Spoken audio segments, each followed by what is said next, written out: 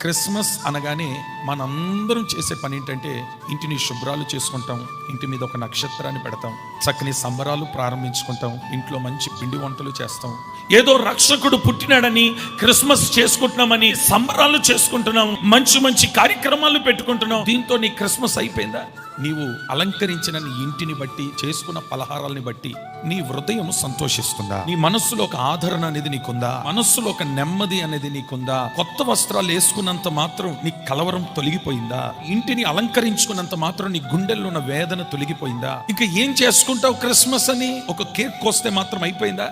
ఇంటికి సున్నం పూసినంత మాత్రం అయిపోయిందా? నీ ఇంట్లో ఉన్న దురవస్థను ఒకసారి ఆలోచన చేయి. అనుభవిస్తున్న శాపాన్ని ఒకసారి ఆలోచన చేయి. ఇంట్లో దురవస్థలను పెట్టుకొని, ఇంట్లో సమస్యలు పెట్టుకొని, ఇంట్లో రోగాన్ని పెట్టుకొని బయటికి అందరికి బాగా కనబడుతున్నావే. నువ్వు కూడా ఒక క్రిస్మస్ చేసుకుంటున్నగా కనబడుతున్నావే. ఎంత బాగా కనబడినా గుండెల్లో ఒక వేదన నేను పీడిస్తూనే ఉంది కదా. క్రిస్మస్ అంటే పైన ఇంటి మీద నక్షత్రం కాదు.